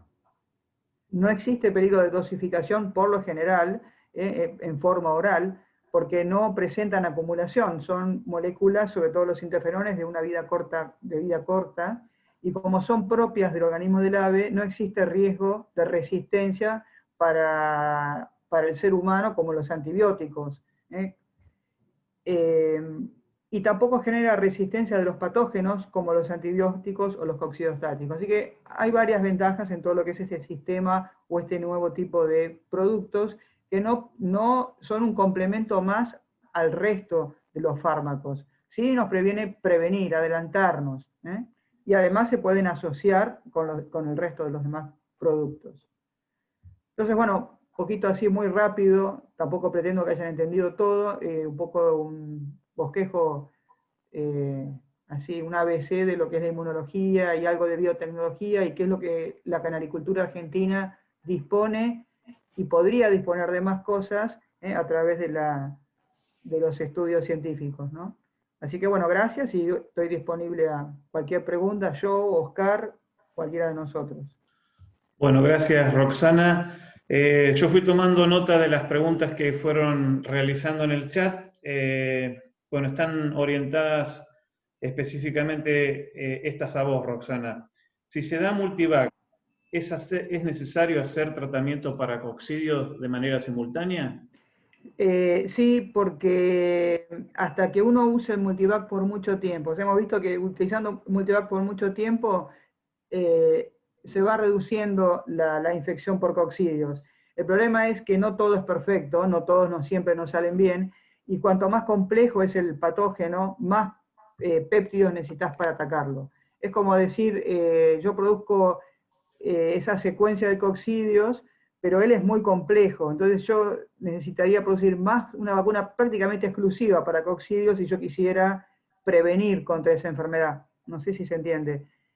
Por ejemplo, una salmonela es mucho más chiquita y es más fácil que yo le presente un fragmento y el sistema inmune la reconoce. En cambio, el coccidio tiene hasta muchas fases y es difícil producir, no es difícil, o sea, habría que hacer algo mucho más complejo para realmente decir, hice una vacuna buena para coccidios. O sea, no es suficientemente efectiva para eso. Pero sí en el tiempo se va viendo que se reducen las infecciones. Otra pregunta para vos, Roxana. Tanto el Inmuno como la Multivac, preguntan si está ya en el mercado, ¿sí? Y en qué periodos de nuestro hobby, de la cría de canarios, es aconsejable suministrarlas. Bueno, hace años que está en el mercado, yo creo que hace más de, no sé, no tengo buena memoria, pero 6, 7 años que están en el mercado. Lo que pasa es que como son productos magistrales y de producción, sí, si queríamos decir artesanal, no tiene una gran, no es a nivel industrial, ¿sí? ¿Cómo darla? Bueno, uno lo puede dar, es diferente. O sea, yo lo aconsejo, por ejemplo, el Inmunoviar, dárselo a los pichones hasta el desmadre.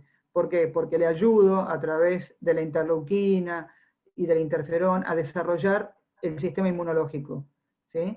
Y a partir de que ya pasan a voladora, se pueden empezar a inmunizar, una vez con un sistema inmunológico fuerte, contra la Multivac, contra los patógenos con la que ella protege. Que como yo le digo, esto no tiene un límite, o sea, esto uno puede producir más polipéptidos para la prevención. Después, por ejemplo, otro punto crítico sería en el replume, donde hay bastante riesgo a sufrir viruela. Entonces ahí, tanto el interferón para contrarrestar los virus como la Multivac, porque la Multivac son proteínas inteligentes, o sea, por un lado previenen, pero también curan, porque activan el sistema inmune al mismo tiempo. Entonces ahí se da. O sea, no hay recetas para esto. Para cada plantel hay un plan sanitario donde estos pueden entrar. Bien. También para vos, Roxana, esta pregunta. Si sabés del uso de las equináceas y cúrcuma en la profilaxis de enfermedades y qué aconsejás. Y la equinacia y tanto la curcumina son muy buenos antibióticos naturales, como también hay muchas sustancias o aceites esenciales de plantas aromáticas que tienen buena actividad hasta incluso para coccidios, así que como preventivamente, o sea, estaríamos ya en la rama de la fitoterapia, ¿sí? Se puede dar perfectamente. Por ejemplo, nosotros tenemos un producto que es el antitóxico, hepatoprotector, que está basado también en curcumina. ¿Sí? Bien. Acá hay una pregunta que puede ser para vos o para Oscar, y preguntan, ¿qué se puede hacer con los ejemplares que pierden el equilibrio y después de un tiempo terminan volteados sobre el piso de la jaula? No sé si lo quiere dar Oscar o... Es una enfermedad que todavía no tenemos un diagnóstico certero. Son desmielinizaciones, enfermedades neurológicas degenerativas. Yo cuando la empecé a trabajar, la llevé al INTA, incluso cerebro de canarios así, y hasta vieron priones, pero bueno, medio como que hubo casos de encefalitis espongiforme y otros no tanto. También hay casos de intoxicación, o sea, es muy variable el efecto y si fuera por una intoxicación se puede revertir, pero las desmielinizaciones es difícil, o sea, hay que tratar de evitarlo. No sé usted, Oscar, si fueran, por ejemplo, priones, habría que ver si no tiene una base genética esos animales a sufrir este tipo de cosas. No lo sé. Debe ser uno de los temas más difíciles para que uno se luzca cuando le preguntan qué hacer. En primer lugar, si supiéramos, serviría para otro pájaro, porque ese tipo de lesiones son normalmente irreversibles, un pájaro perdido. Y encima la etiología es muy variada, por lo menos lo que se ha considerado. Hasta yo incluía la lista que dijo Roxana, los atoxoplasmas, que también pueden llegar a ocasionar lesiones en el encéfalo. Pero no conozco, Roxana, si hay alguna predisposición genética a las lesiones por priones. Lo que sí pasa es que a veces se hace poco diagnóstico en canaricultura, o sea, generalmente a veces uno recibe el muerto y a veces nos da para ir de varias horas y nos da para hacer apenas un cultivo bacteriológico y a regañadientes, ¿no? O sea, todo este tipo de patologías ya son para un patólogo donde necesitan animal vivo y hay que invertir, o sea, ya sea en diagnóstico o en fármacos o en lo que fuera, o sea, a veces es muy difícil para uno tratar de hacer investigación cuando a veces los interesados no no se preocupan, ¿no? O sea, quizás el que tiene pájaros así, dicen, bueno, lo mando a un patólogo y vamos viendo cuál es la patología, a qué se debe, a una intoxicación, a una desmineralización, hay muerte neuronal, entonces uno podría acercarse un poco más a un posible diagnóstico. Bien, acá Sí, hay otra. la canaricultura no tiene hay años luz con el respaldo económico que tiene la investigación de la apicultura industrial. Se Sí, mueven ¿verdad? otros montos. Así que yo creo que porque cada tanto que haya un pajarito con sintomatología nerviosa, probablemente no avancemos demasiado. Otra Bueno. pregunta para que puedan responder cualquiera de los dos. Pregunta Sergio Amaranto, ¿qué dar para la ITA? No sabría, al Pero la menos ITA yo. es un parásito, es una, no sé, o sea, Sergio, la ¿sabes? ivermectina, o no sé qué. Ácaros. Por eso, o sea, no sé, o sea, a eso se refiere ácaros. La ITA normalmente en Córdoba solían llamar a la ITA el piojo chupador. Por Yo no sé eso. si estoy tan errado, Sí. pero No, no, me sí, sí, parece que es el sí. de Hermanizu. Por eso hay que ver que el ITA es otro. O sea, pero Claro, si acá lo asemejan de armanizo al ornitonizo, no sé. sí, me parece que va por ese lado la pregunta. Bien. En ese caso, insecticidas, o como Oscar también habló muy bien, pueden ser fumigados o purón, como puede ser el fipronil, como bien habló Oscar, o ivermectinas purón, o, bueno, y tratar todo el criadero, ¿no? Pero ITA no creo que sea, no conozco casos de realmente ITA en canarios, deben estar homologándolo a los ácaros hematófagos. Sí, uno de los temas de más confusión, incluso a la hora del tratamiento, es que confunden el ornitonisus, el ácaro del norte, con el dermanisus, que son parecidísimos, pero la diferencia es el ciclo biológico que tiene cada uno. Uno vive el ácaro del norte, vive toda su vida sobre el pájaro. Yo creo que lo que casi todos deben tener en mente si han tenido unos años de criadores es que cuando a veces hay 2 o 3 pájaros en una jaula y uno se empieza a ir a menos y se muere y aparece frío en la jaula. Cuando uno lo toma con la mano, inmediatamente la mano se pone negra y roja porque vienen al calor. Esos son los ornitonisus. Ese es el ácaro que vive muy parecido al otro, pero vive permanentemente arriba del pájaro. A diferencia del Dermanisus, que es un primo hermano muy parecido, pero es el que se esconde en todos los pliegues de las bandejas, a veces, si somos medio sucios, abajo del papel de la bandeja. Incluso es muy frecuente que estén ubicados, hacen colonias muy importantes entre la cobertura de hilachas y el fondo del nido. En esos casos, a mí me ha resultado muy práctico el uso del fipronil, pero incluso por vía oral, utilizándolo una vez por mes en el pastón, un solo día por mes en el pastón, en las épocas de calor, ¿no? Que es cuando más rápido se multiplica. Es totalmente, no queda uno solo a nivel deficiente a nivel del ornitonisus, el que vive arriba del pájaro. A veces zafan algunos dermanisus si esa noche no van a cenar o por unos días no van a comer. Pero el que vive arriba, incluyendo otros ácaros como el que se come las válvulas, realmente resulta muy práctico y muy eficiente.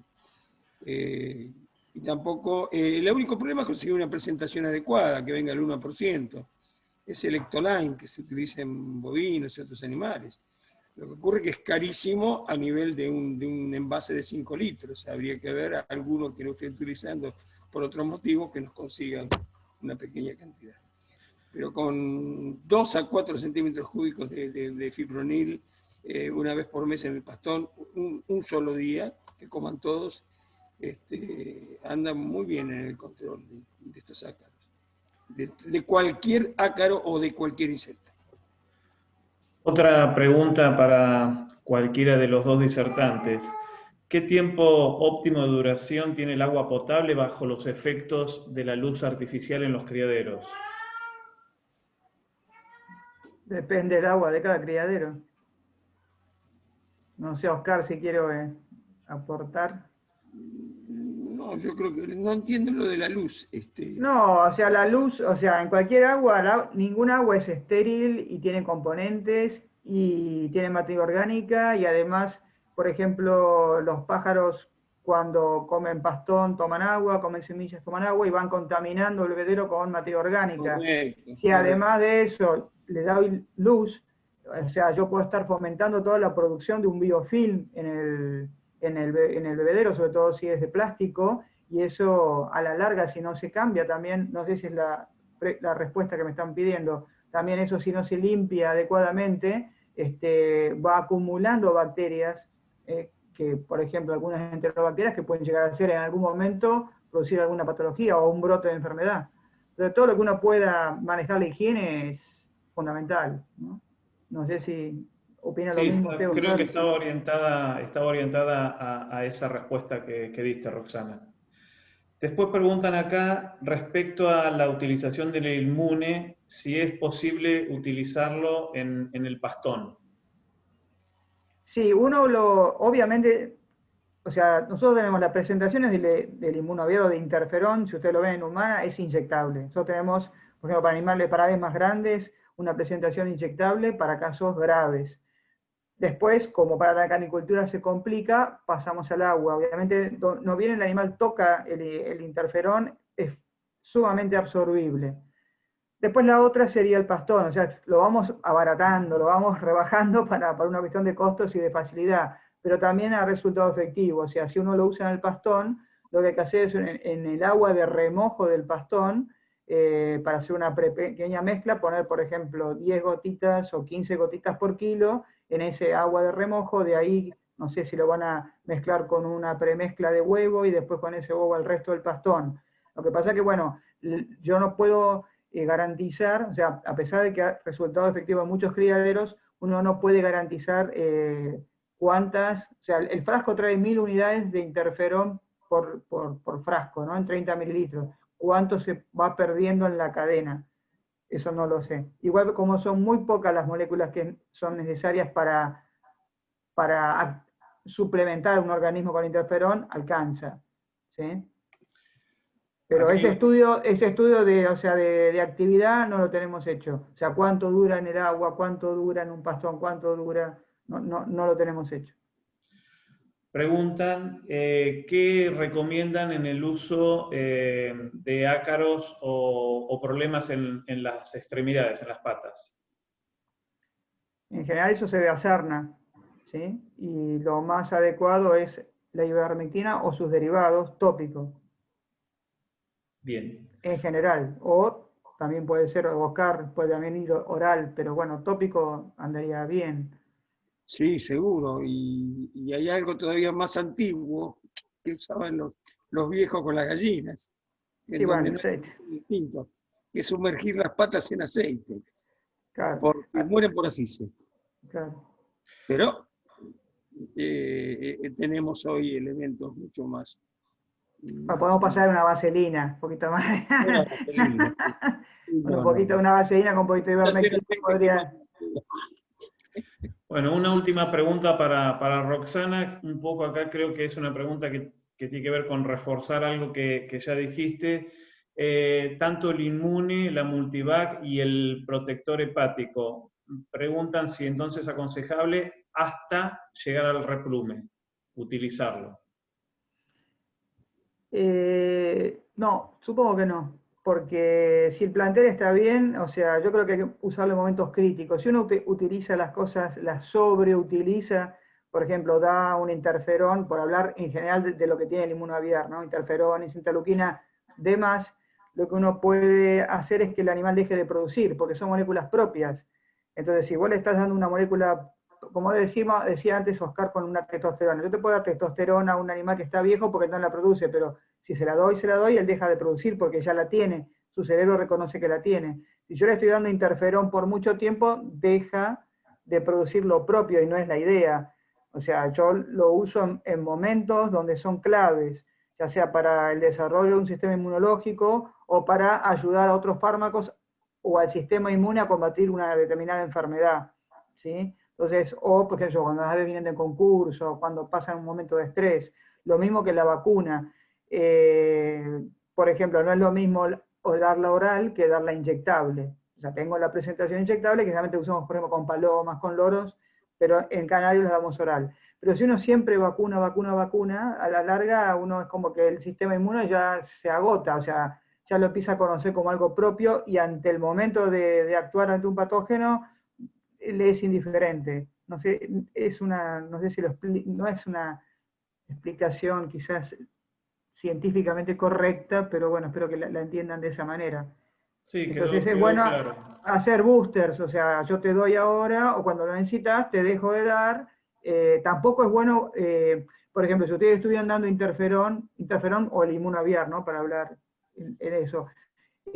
Durante la cría no se puede cortar de golpe, porque también puedo correr el riesgo de ver el animal estar usando el interferón externo, no estar produciéndolo, y o sea, lo tengo así como puedo decir, a superpower, ¿no? Y de repente lo corto de golpe, el animal se puede dar un bajón, hasta que empieza a volver a producir lo propio. Entonces hay que saber manejarlo. No hay recetas, pero hay que aprender a manejarlo. Sí, el Bueno, interferón, una cosa, todavía no lo pudimos, a pesar de que está estabilizado en glicerol, necesita frío, eso que le quede claro. Las demás, tanto el hepatoprotector como la multivac, como está encapsulado, microencapsulado en los liposomas, puede estar a temperatura ambiente. Igual aconsejamos el frío. Y cualquier producto de esos se puede estoquear en freezer y usar en la heladera lo que se usa en el momento. Otra pregunta que me hacen siempre es, ¿por qué no lo hace por litro? Son dos motivos. Uno, porque si yo consigo frascos en cantidad, me sale más barato el frasco, y además, sobre todo, por un problema de contaminación. O sea, si yo puedo estoquear el producto en el freezer y ahí no se altera, solamente altero el que estoy usando. ¿Se entiende? Entonces, preguntas que me hacen, ¿no? Porque, y corre el riesgo de que si perdió cadena de frío, no se me arruina todo el producto en X cosas. O sea, todo se puede hacer, pero yo no lo recomiendo. Lo mismo también, ¿por qué le pones inserto tan molesto que tiene? Para mí es una tapa de seguridad, porque se cae el frasco, se vuelca todo, y la verdad perdió un producto por un accidente y es malo. Si usted le quiere sacar la tapa, la saca y cuenta las gotitas aparte. Ahí contesté más de otras preguntas. Perdón. bien. Última pregunta. Durante la cría, ¿cómo diría de tratar la tricomoniasis y o tricomona en comisura de pico y lengua? Primero me gustaría realmente diagnosticarla, o sea, saber qué es tricomoniasis y no es otra cosa. Porque, por ejemplo, llagas en comisura de pico y lengua puede ser tranquilamente una intoxicación por micotoxinas como la T2, el tricoteceno, y no tiene nada que ver con la tricomona. O sea, acá está muy impuesto la tricomona, pero no hay diagnósticos que se han hecho, pero a veces se sobrevalora. O sea, si vos me decís tricomona en una paloma, yo te digo, sí, siempre está, pero en los canarios no es un patógeno habitual. También llagas en la comisura de pico y lengua, la puede dar una disteroviruela. O sea, las tricomonas en general dan siempre lesiones granulomatosas, o sea, granulomas son así gaseosas, o sea, lesiones importantes, no una llaga simple. Así que yo pensaría otra cosa. Bien. O Bueno, llevaría a diagnosticar a ver si realmente estoy como, estamos hablando de otra cosa. bien. Bueno, muchísimas gracias para Roxana por la disertación y Oscar, y le dejo la palabra para el cierre a Rodrigo Donés, director del Colegio de Jueces, y posteriormente a Raúl como presidente del Consejo Directivo de FAC. Rodrigo. ¿Qué tal? Buenas noches. lo primero que se me ocurre es decirle muchas gracias. Es imperdible el material, la verdad que me encantó la charla, me parece que la debimos haber hecho mucho tiempo antes. En segundo lugar, se me ocurre que la mayoría de los que hemos estado en esta charla, excepto los profesionales, creíamos que sabíamos algo, ¿no? Y bueno, nos damos cuenta que criamos canarios de pura suerte, ¿no? Y sacamos pichones casi siempre de pura suerte. Bueno, imperdible, no ha tenido desperdicio, me encanta que en FAC hayamos podido hacer esto. La charla seguramente va a estar en unos poquitos días en YouTube. Te corrijo, quizás en 2 o 3 horitas ya esté en el canal de YouTube. Muy bien, bueno, me alegro mucho. Ya podemos tener este tipo de charlas y todas las que van a venir, más videos técnicos, etcétera, en YouTube, a montones, dentro de un poquito tiempo. Y bueno, de nuevo les digo, los felicito a los dos. Esto es un poco redundante porque deben recibir felicitaciones a cada paso, pero la verdad que reconforta poder estar en un segmento como este y bueno, aprendiendo, aunque sea algo de la nada que sabíamos, ¿no? Es un gran paso. Les mando un abrazo y de nuevo les agradezco. Bueno, gracias Rodrigo. Tiene la palabra Raúl Donet. Bien, amigos, buenas noches. Realmente a la doctora Matielo, al doctor Oscar García Trevín, maravilloso. Diría algo parecido a lo que dijo Rodrigo. Excelente esto, excelente. Bueno, muchas gracias por su tiempo y por todo lo que nos han enseñado. También al director de la Escuela de Canaricultura, Sergio Fernández, por haber organizado esto, al director del Colegio de Jueces, Rodrigo Donés, al hospedador, nuestro querido Cristian Del Piane, a todos quienes hayan colaborado para que esto se realice, y a todos los que han participado, porque para ellos, donde me incluyo, se hacen estas cosas. Entonces, el agradecimiento por el tiempo que se ha dedicado. A los directivos, a los jueces, a los representantes de afiliadas. Lo dijeron recién, esta charla será subida en un rato a YouTube para que todos tengan acceso y disfruten de este material. Y también es que las charlas anteriores, por ejemplo, sé que la que hizo Javier Quintar para la Sociedad de Rosario ya está en YouTube y el resto de charlas que se han realizado también serán subidas a YouTube para que sean utilizadas por todo el mundo, no solamente por los canaricultores de FAC. Muchas gracias a todos, gracias y será hasta la próxima. Buenas noches. Bueno, muchísimas gracias por la participación a todos y que tengan unas buenas noches. Nos estamos viendo en una próxima charla. Gracias Roxana y gracias Oscar. Buenas noches para todos y gracias. Gracias a todos. Bueno.